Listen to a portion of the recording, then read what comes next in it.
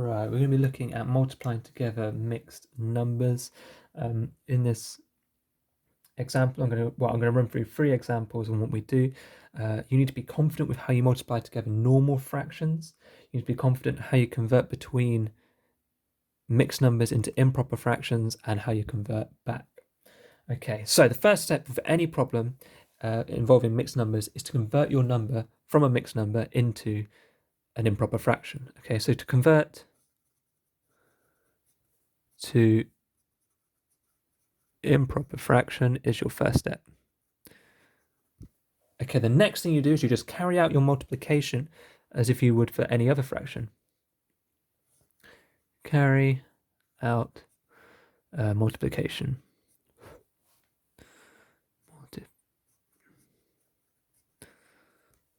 Okay. So you carry out your multiplication. Once you've done that, or while you're doing that, you want to make sure you simplify.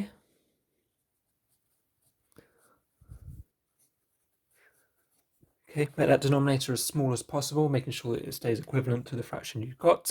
Once you've simplified fully, given as your question was given to you as an improper, as a mixed number, you want to give your answer as a mixed number. Okay, so you're going to convert back to mixed number.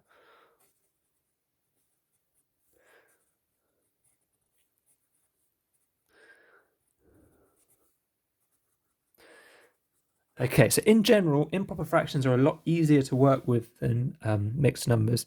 It may seem like you're taking a bit of time to convert out of one way of writing a number and then going all the way to do your working out and then converting back.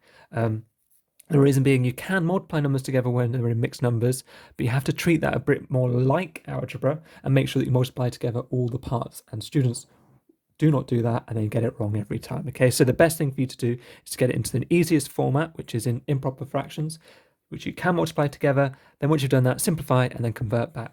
So the first example we're going to have a look at is going to be 1 and 1/7 multiplied by 3 and 1/5. Okay, so the first thing we are going to do is convert both of these into improper fractions. So we're going to, first of all, let's convert this one. So 7 times the 1 gives us 7, plus that 1 gives us 8. So this is going to be 8. Oops. Sevenths. That 8 sevenths multiplied by, well, 3 times 5 is 15, plus this 1 is 16, so that's 16 over 5. Let's do a little bit of side working. So this is multiplication for normal fractions. You just times the tops together and times the bottoms together. So I know 7 times 5 is 35. Let me do a little bit of side working quickly. So that's going to be 16 times 8. I'm doing Napier's. If you don't use Napier's, no worries. 8 times 6 is 48. 8 times 1 is 8. Add them together, that's 8. 4 add 8 is 12. 1 add 0 is what? So that's 128. Okay. So what we could have done here is look to see, can we simplify here just to make it a bit easier for ourselves? Or is anything on the bottom divisible by 8? Nope. Is there anything, or share a factor with 8? No, it doesn't. Anything that's share a factor with 16? Well, if it doesn't with 8, then it's not going to be 16, okay? So this cannot be simplified anymore. So we've done steps 1, 2, and 3. Next, we have to convert it back into a mixed number. So we've got to think, how many 35s go into 128? So I'll just quickly write down some of my 35 times table. So times by 1 is 35, times by 2 is going to be 70, times by 3 is going to be 105, times by 4, add another 35, would be 140. We've gone too far, we're looking for 128. So that is 1, 2, 3. And then we want to look at the difference between 105 and 128. So 128, take away 105, it's going to give us 23. So that's going to be our numerator, 23 over 35. Okay, so here we have converted our mixed numbers into improper fractions, carried out the multiplication. We have to do a little bit of side working. We could not simplify this. Remember, these two steps kind of happen at the same time. If you can simplify while you're multiplying, it would save you lots of time. And then once we got to a final answer, we had to convert it back into a mixed number. So we went for our 35 times table, wrote them down until we got past 128. And then we look at the difference between these two to work out our new numerator. Right, 2 more examples. Let's go for number 2. Here we go. We're going to have 1 and 1/4 times 4/7.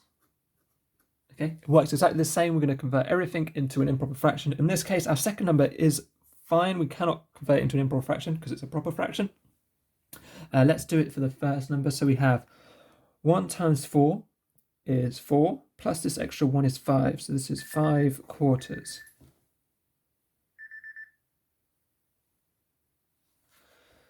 And then we're multiplying this by 4/7.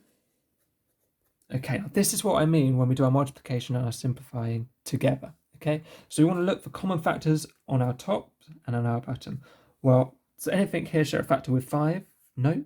Anything share a factor with 4? Well, 4 is in the 4 times table. So we can divide the top by 4 to get 1, and this one by 4 to get 1. Now our multiplication is going to be a lot easier. We've got 5 times 1 is 5, and 1 times 7 is 7.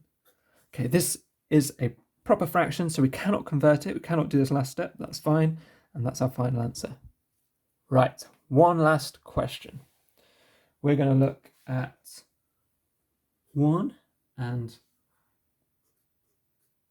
4/5 times 1 and 2/3. So we've got 2 mixed numbers. Let's convert them both into improper fractions. So you've got 1 times 5 is 5. Add 4 is 9, so that's 9/5 multiplied by 1 times 3 is 3. Add 2 is 5, so that's 5/3. Okay, now we're going to look to simplify. Can we simplify? Does 9 share factors with anything on the bottom? Well, 9 and 3 are both in 3 times table, so let's divide them both by 3. 9 divided by 3 gives us 3. 3 divided by 3 gives us 1. Okay, anything else share a factor with 3? Nope. Let's look at 5s. Well, these are both in the 5 times table, so the top divided by 5 gives us 1, and then 5 at the bottom divided by 5 gives us 1. Now we've got to do 3 times 1 is 3. 1 times 1 is 1. 1/3 can just be written as 3. Okay, so this is just written as a whole number, so we don't have to write it as a mixed number.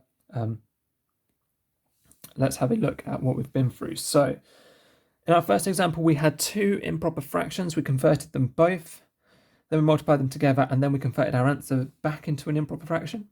In our second problem, we had 1 improper fraction, which we had to convert. Then we just carried out the multiplication. We simplified as we went to get the final answer as a fraction. And in the last example, we had 2 mixed numbers, which we converted both of them into improper fractions. Then we carried out some simplification, and at the end, resulting multiplication left us with a whole number.